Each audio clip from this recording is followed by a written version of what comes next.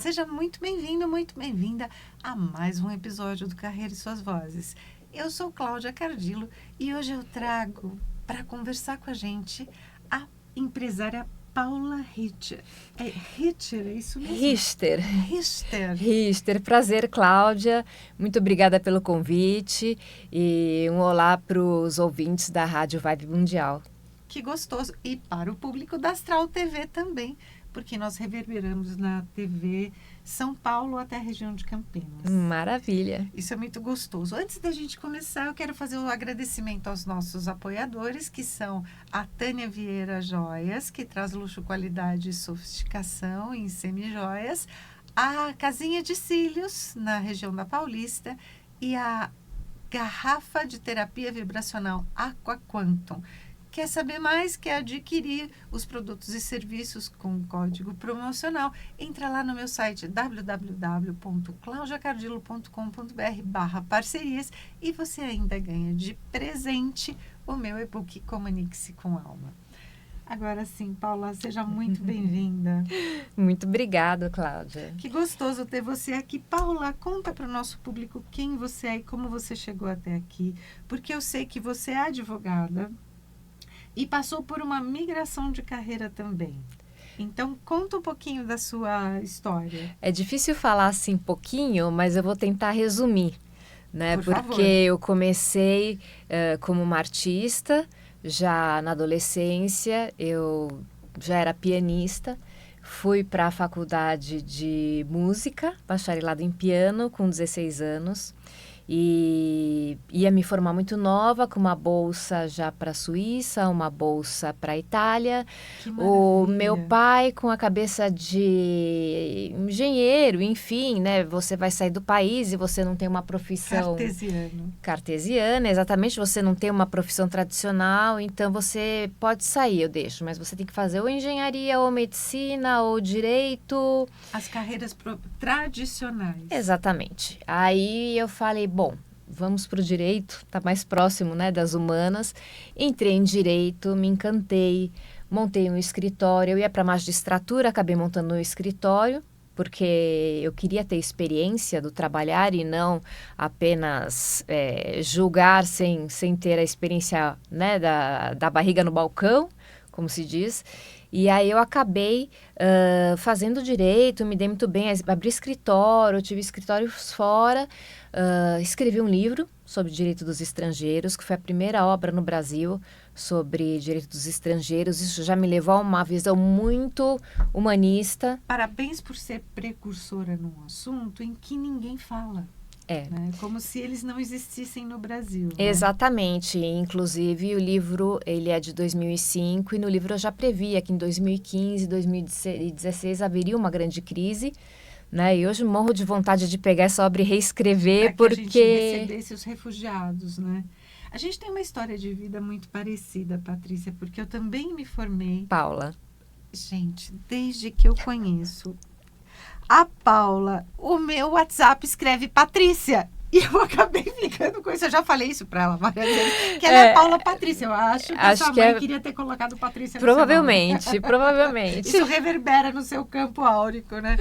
Mas o que eu queria dizer é que nós temos uma história de vida muito parecida, porque eu também me formei em música aos 16 anos, lecionei, depois me graduei em música e fiz uma migração de carreira aos 27 anos. Escuta, e você toca o quê? Piano? Piano. Então precisamos fazer um duo. Que delícia isso, né? Atualmente, a música, ela está em um plano menor na minha vida, porque eu não consigo dar conta de tudo, da agência de comunicação, das mentorias, dos livros, e do programa, de tudo aquilo que eu quero fazer. Então, eu falo que eu estou no meu ano sabático, porque ele está fechado. Eu já cheguei a ter 5 pianos, acústico, elétrico. Sei como é. Adoro. Sempre fez muito parte da minha vida. Uhum. Porém, a música, ela tem um campo muito desvalorizado no Brasil, né? Você ter ido estudar na Suíça, na Itália, a gente vê quanto o berço europeu valoriza a música. Sim, sim. Eu acabei não indo, né? Porque eu mergulhei no direito, né? E foi uma coisa tão intensa. Eu continuei dando aula de pianos, eu continuei estudando piano. Junto com o direito, tudo isso me levou a ir para uma segunda etapa que foi um burnout. Que na época não se falava burnout, isso foi no ano de 2004. Então as pessoas não compreendiam bem o que era isso. Se falava mais... teve uma estafa? Passou por um Nem isso. estresse muito Eu grande? cheguei no que seria numa fase depressiva, que eles consideraram de terceiro nível, né? Minha imunidade abaixou, eu comecei a ter muitas infecções, enfim. Eu trabalhava direto, praticamente não dormia. E falaram, olha, tudo que você está sentindo, aqueles sintomas de fibromialgia, dores, fadiga, tudo está enquadrado, antigamente era muito enquadrado no campo da depressão. Então, era tratado por psiquiatras. Do psiquiatra foi para o reumatologista, porque é o sintoma muito parecido com o reumatismo. E é uma dor muito profunda, né? Não só nos ossos, né? Nos músculos que parece que estão derretendo da carne, como na alma também, né, sim, Paula? Sim, é uma dor que uma dor que ela te abate. Né? Ela te incapacita, tanto que agora, né, eles fizeram um projeto aí para aposentadoria, que acabou de ser aprovado, considerando a fibromialgia como uma doença incapacitante. Incapacitante porque muitas vezes a mulher fica na cama, ela não consegue nem levantar de tanta dor. Foi o que aconteceu comigo, né? Foi o que aconteceu comigo. Eu fiquei 2 anos de cama, praticamente sem me alimentar. Nossa, 2 anos é muito tempo. Muito tempo. E foi assim uma luta até que eu fui num psiquiatra, num outro médico, que me deu uma dose cavalar de remédios que coincidiu com o tratamento muito parecido atualmente com a fibromialgia. E, assim, embora muitos médicos tradicionais foram contra, falaram, Paula, você está com 45 quilos, você vai... Assim, foi assim, eu falei, ou vai ou racha. Né? Então também teve um fator determinante aí, que foi a sua escolha, a sua vontade de viver e de sair da cama, porque é uma situação horrível, uma dor que todas as pessoas que passaram por isso, inclusive eu passei por isso também durante um ano, como mestre em reiki, eu mesma ministrava o reiki em mim durante muito tempo, mas é uma dor que só quem passou por isso sabe o que é, né? Exatamente. E é uma coisa que eu costumo dizer, por enquanto eu ainda não estou 100% curada. Está administrado, graças às terapias integrativas também, graças à terapia tradicional, né? Muito autoconhecimento. E então é uma coisa assim que hoje está administrada, mas foi uma coisa que aí falando da transição da carreira, como você vê como foi encaminhando, né? Porque a música já me levava à sensibilidade, mas também um olhar muito humanizado. Exatamente, né? Tinha um desgaste. O direito também tive um lado muito humano, né, na questão do direito, de direitos humanos, adentrei muito na questão de direitos humanos, né, de refugiados, apátridas, enfim.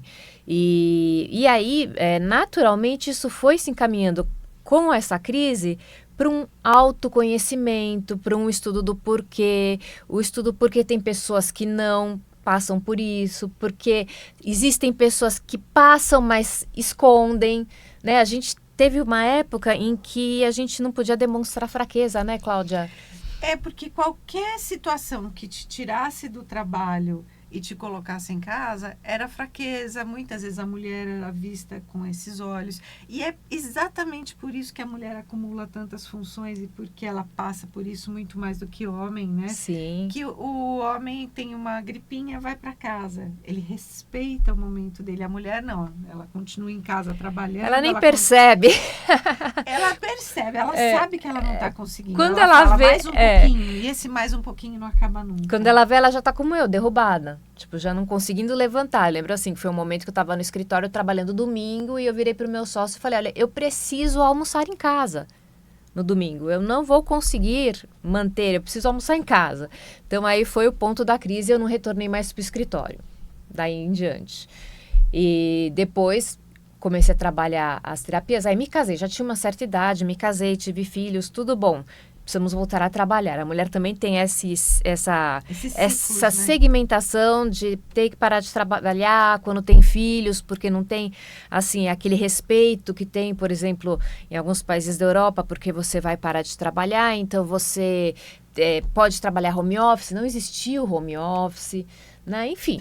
E o que existia não era respeitado, né? Eu trabalho com home office há mais de 20 anos dentro da minha agência, mas nos últimos 15 anos eu realmente mostrei para os meus clientes e apresentei esse tipo de serviço em que a gente fazia reunião online, porém era sempre, mas não pode ser presencial, você não pode vir até aqui. Eu atendo pessoas não só do Brasil, como de outros lugares, de outros países.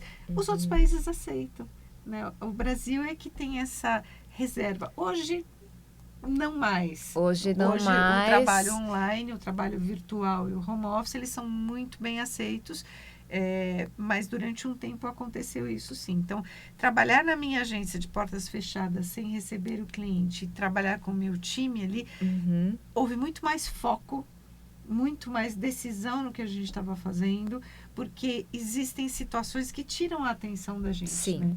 E você tem hoje condições de poder falar sobre isso, né? Quais foram esses maiores desafios práticos que você pode falar agora? Foram emocionais, financeiros, que nesse processo foi decisivo para a sua migração de carreira? Olha, eu acho que tudo levou mas eu acho que o mais difícil é você olhar a situação, né? Porque a transição de carreira não é uma coisa assim sempre bonitinha. Eu quero fazer aquilo, não gostei, vou para tal ramo. Eu acho que eu não ganhei muito dinheiro, vou para tal ramo. Não é uma coisa muito certinha, né? Então, no meu caso, eu fui sendo levada e fui de acordo com o que eu achava que eu tinha talento para fazer. Então, eu fui juntando a questão da sensibilidade, eu fui juntando a questão da advocacia, do conhecimento geral, da cultura geral, do saber lidar com pessoas, do entender problemas. E foi aí que você decidiu que ser uma terapeuta integrativa podia estar alinhado aos seus sonhos, à sua missão. Exatamente. Foi uma coisa também que foi de necessidade que eu precisei ter para mim e precisei ter para as pessoas à minha volta, né? Eu tive meus pais, meus familiares, que eu precisei ter um entendimento muito grande de passagens de doenças, de velhice, né? Então eu tive que dar um acolhimento muito grande e não tinha jeito. Eu era filha mulher, então eu tinha que fazer esse acolhimento. Comecei a fazer cursos de terapias integrativas. Procurei vários cursos, foquei nos que eu achei realmente que batiam realmente com o meu dom, com o meu entendimento, com a minha verdade. E foi através daí. E aproveitei que eu tinha um espaço, né? A gente tem um espaço aqui na Avenida Paulista, que é um espaço que começou como um espaço 100% presencial de locação. E depois a gente teve lá aí uma fase que tivemos que nos isolar. E aí, após essa fase, recomeçamos e a dificuldade de voltar no presencial foi muito grande. E aí eu comecei, eu tenho as terapias integrativas, eu tenho o dom de juntar pessoas, eu conheço muitas pessoas, eu tenho esse instrumento na mão que é esse espaço, eu tenho esse instrumento na mão que é a advocacia. Eu falei, eu vou fazer os nossos próprios cursos. E que tipo de cursos? Comecei a fazer psicoterapias, cursos de na área de psicoterapias, psicopedagogia, entrou a parte do Reiki, em seguida foi já minhas professoras, foi florais, foi hipnose clínica, e uma coisa foi levando a outra, né? Algumas eu apresentei em podcast, do podcast viraram videocasts, do videocasts passaram para talk shows também, que eu não faço como você tão esporadicamente, porque não é a minha atividade principal, né? Mas eu tô lá fomentando isso, né? De certa forma. Eu quero que você, ouvinte, que você, telespectador, perceba a construção da narrativa que ela trouxe, que ela foi juntando pedacinhos, como um quebra-cabeça, né? Que você foi trazendo as suas competências e habilidades para o centro, para que você pudesse olhar com total foco e descobrir o que você queria fazer. É a tal da história. O que estão precisando? Qual é a necessidade? Qual é meu dom? Quem eu conheço, o que eu posso fazer? Quais são meus instrumentos? Exatamente, né? Isso. Porque essa construção, quando você busca um novo caminho na vida, e tá tudo certo mudar de carreira, né? Porque nós somos seres multidisciplinares, a gente não precisa fazer a mesma coisa quando a gente se forma, dos 18 aos 25 anos. Você não precisa fazer a vida inteira até os 80 anos, porque senão você se torna uma pessoa amarga e infeliz. Você pode ir agregando outras subcarreiras, outras subprofissões, até que despertem em você um momento em que você fala, agora eu vou abrir meu instituto, e foi o seu caso. Eu quero que você conte para o nosso público. Foi. Aí eu acabei fazendo o Instituto SAB, que é o Instituto de Saúde e Bem-Estar, e agora é um Instituto de Comunicação, Saúde e Bem-Estar. Porque comecei na área de saúde e bem-estar, havia a parte de, inclusive, de cabeleireiros, maquiadores, mas eu sempre com esse foco. Na saúde integrativa. Saúde integrativa. Então, você ter o bem-estar, você saber valorizar, você se autocuidar, tudo, a imagem, e entra a parte de comunicação, porque hoje em dia, se você não tiver uma boa comunicação, você não consegue, você sabe muito bem, né, Cláudia, mais que você... E a comunicação, ela está intimamente ligada à saúde mental. Exatamente, a pessoa precisa se expressar, até mesmo numa terapia, às vezes a gente tenta ajudar a pessoa, mas você vê que você tem que ver mensagens subliminares, posturas, observar o ser humano. Mas a pessoa tem que saber se comunicar, ela tem que saber passar, transmitir e não ter medo de transmitir, não ter medo de se expor, né? Então, você que entrevista muitas pessoas, às vezes a pessoa fica, eu não sei o que eu vou falar, não sei o que me comportar, eu não sei. Seja verdadeiro, as pessoas querem pessoas verdadeiras. Nós estamos vivendo nesse momento de genuinidade. Graças a Deus. Graças a Deus, o Instagram e as mídias sociais, eles deixaram um pouco de modelar as pessoas, porque até a beleza, né, as dermatologistas, os cirurgiões plásticos, eles tiveram tanta demanda, né, de fazerem mulheres todas iguaizinhas, né, padronizadas, né, o mesmo molde para todo mundo.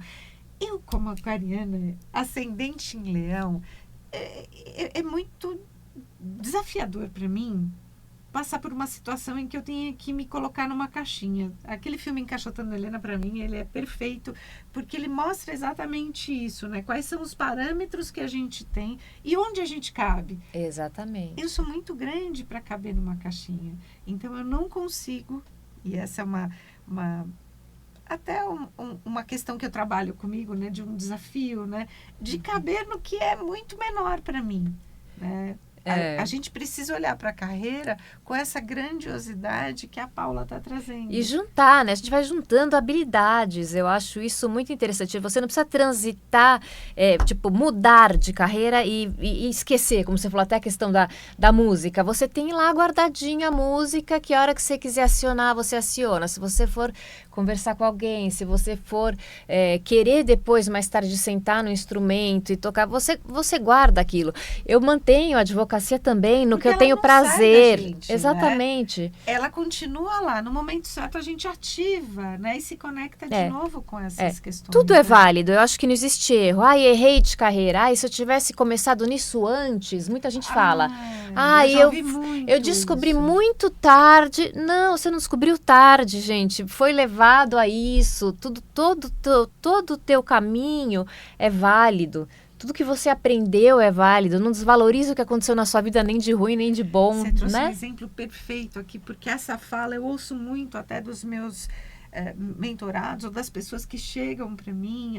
Se eu tivesse enxergado isso.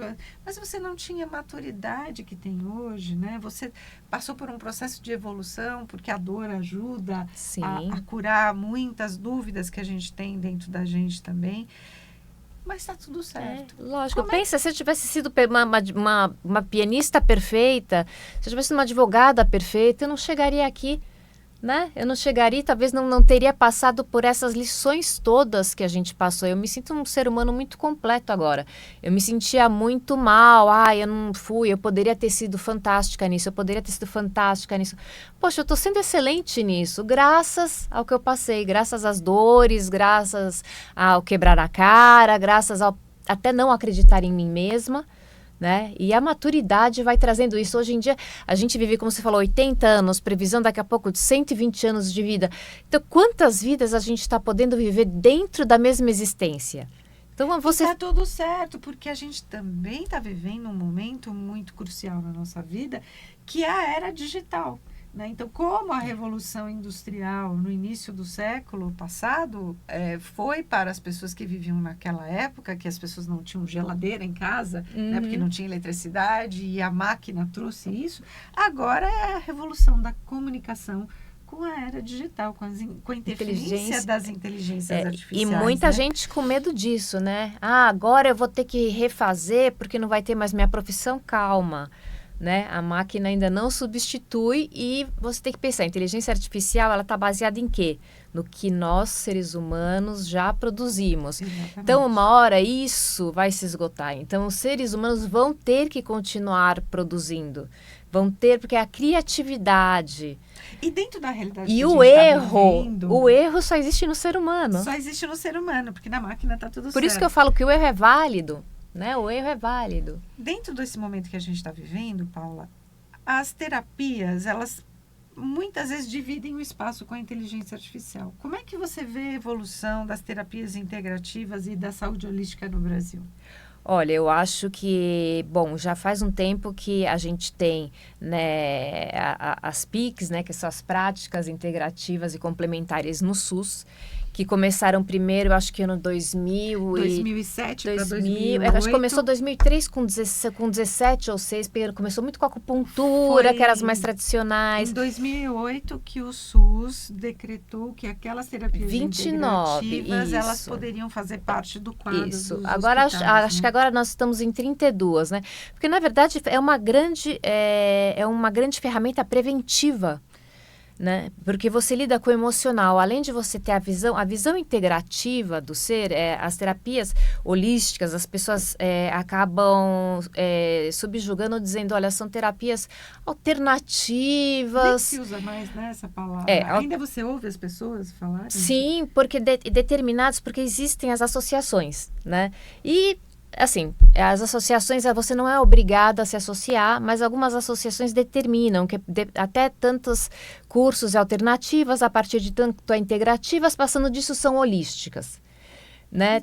Algumas associações internacionais fazem essa distinção. Né? Acho que porque, dependendo da língua, isso tem um significado diferente. Porque aqui o holístico a gente usa muito para o que é místico. E não tem nada a ver. O holístico vem de holos, é o olhar sobre o todo. Então, esse olhar sobre o todo não está, de forma alguma, eliminando a medicina tradicional. Ela está integrando a medicina tradicional, trazendo o emocional e trazendo o psicológico, né? Então, o emocional é aquilo que você sente, não necessariamente se reflete na tua personalidade ou no psicológico, né? Então, ela faz esse acolhimento de tudo. Então, um bom terapeuta integrativo, ele não vai falar para você, olha, para de tomar o teu remédio, porque eu vou fazer aqui um reiki em você e você não vai precisar. Não é isso, gente. A gente vai dar, ou um floral de Bach.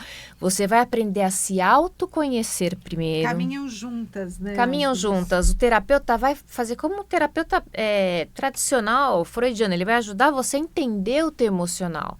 Ele vai dar um acolhimento para esse teu emocional, a partir de uma terapia vibracional, por exemplo, que é um dos meus focos.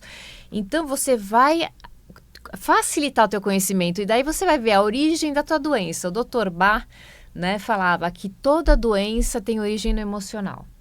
A gente fala, que é a psicossomática, né? A gente fala, não é possível, existe a genética, mas hoje em dia a gente tem a epigenética, né? Que já fala o quanto do meio, o quanto do emocional está ativando ou não determinado gene. E para você que tem curiosidade nesse assunto, tem os livros do Dr. Bruce Lipton, que foi quem trouxe para o Brasil essa questão da epigenética, e muitos médicos da área integrativa já utilizam também. Paula, eu tô amando a nossa conversa, mas a gente chegou no final do nosso programa. Olha como passou rápido. Passou rápido. Passa muito rápido, tem muito assunto, né? Muito assunto, é muito gostoso isso, né? Eu quero que você deixe aqui as suas mídias sociais, a mídia social do Instituto Sabe, para que as pessoas possam te encontrar também. Certo. O meu pessoal do Instagram é Paula Richter 24. O Instituto Sabe é Instituto Sabe. E o site é institutosabe.com. E o Espaço Paulista, que está aberto aí para empresas, enfim, de qualquer ramo, é epaulista.com.br. E também tem o Instagram, que é o Espaço Paulista. Lá nós temos também estúdio, nós temos a possibilidade de cursos, auditório. E o que o Instituto faz lá dentro é abranger esse ramo todo, né? É querer fazer essa integração entre o bem-estar e as terapias e fazer workshops, desenvolver temas, desenvolver livros. Eu já fiz evento lá de terapia integrativa e recomendo, porque o espaço é fantástico. Então, Paula, muito obrigada. Muito obrigada, Cláudia, pela oportunidade e... Temos bastante coisa para conversar ainda, né? Vamos em frente. Isso é maravilhoso. Então, até o próximo episódio do Carreira e Suas Vozes.